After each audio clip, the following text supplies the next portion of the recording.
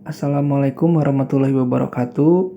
Kami peserta pelatihan dasar CPNS tahun 2021 dari gelombang 3 angkatan 15 kelompok 3 akan memberikan kampanye PNS anti korupsi.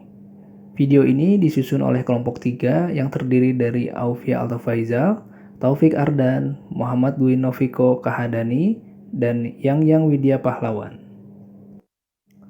Terlebih dahulu, saya akan menjelaskan apa itu korupsi. Secara harfiah, dapat diartikan yaitu menyalahgunakan kewenangan, jabatan atau amanah secara melawan hukum untuk memperoleh keuntungan yang bersifat pribadi dan atau kelompok tertentu yang dapat merugikan kepentingan umum.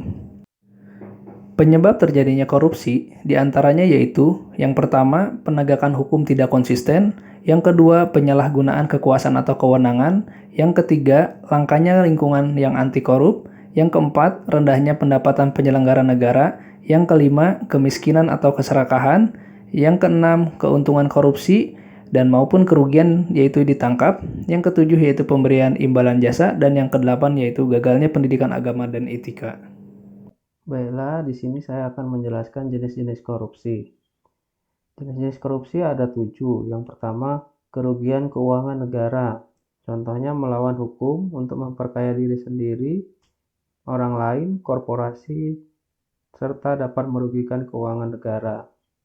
Yang kedua, suap menyuap. Contohnya hakim dan advokat menerima suap. Yang ketiga, penggelapan dalam jabatan. Contohnya pegawai negeri merusakkan barang bukti. Yang keempat, pemerasan. Contohnya, pegawai negeri atau penyelenggara negara memeras pegawai negeri lain.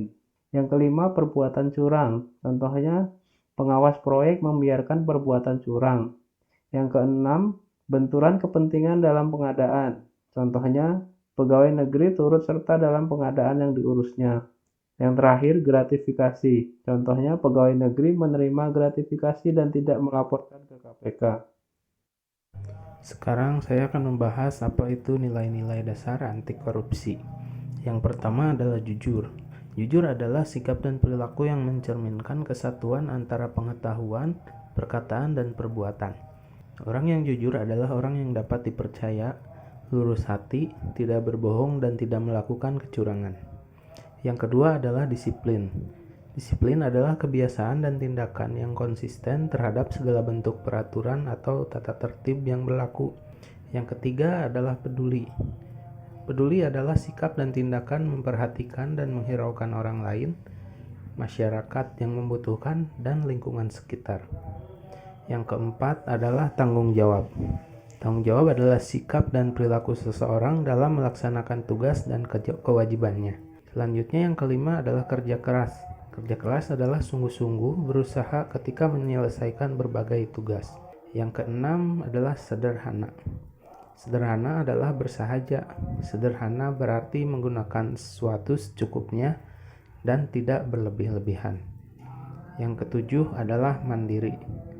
Mandiri adalah dapat berdiri sendiri. Mandiri berarti tidak bergantung pada orang lain.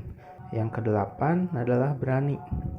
Berani adalah hati yang mantap, rasa percaya diri yang besar dalam menghadapi ancaman atau hal yang dianggap sebagai bahaya dan kesulitan.